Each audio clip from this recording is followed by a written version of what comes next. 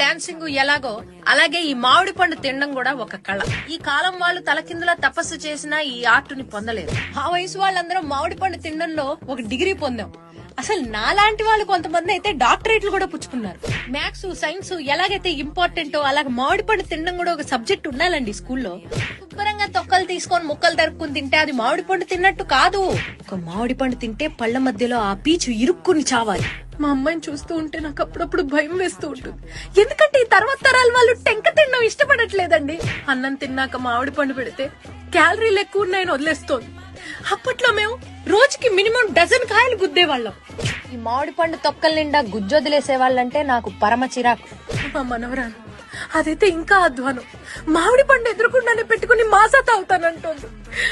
ఆ కష్టం పగవాడికి కూడా రాకూడదు. అసలు ఒక టెంక తింటే టెంకకే డౌట్ రావాలి, నేను టెంకనా నిర్మలమ్మ గారి తలకైనా అని. అది ఆర్ట్ అంటే. ఆర్టిస్టులకు బొత్తిగా గౌరవం లేకుండా పోయి అసలు 20 రూపాయలు పెట్టే మామిడి పండు కొంటే 120 రూపాయల గుజ్జు లాగాలి అందులో. ఒక రసానికి కన్నం పెట్టి తింటే ఆ పండుగ కూడా తెలియకూడదు రసం ఎలా మాయమైందో. ఒక మామిడి పండు తినడానికి రైట్ టైం ఏంటమ్మా అని అడుగుతోంది నా కూతురు.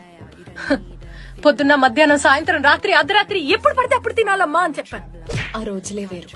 సమ్మర్ లో ఎండలు వస్తాయన్న భయం కన్నా మామిడి పండు తినొచ్చన్న ఆనందమే ఎక్కువ ఉండేది మాకు. బహుశా ఈ కళ మా తరంతోనే అంతరించిపోతుందేమో.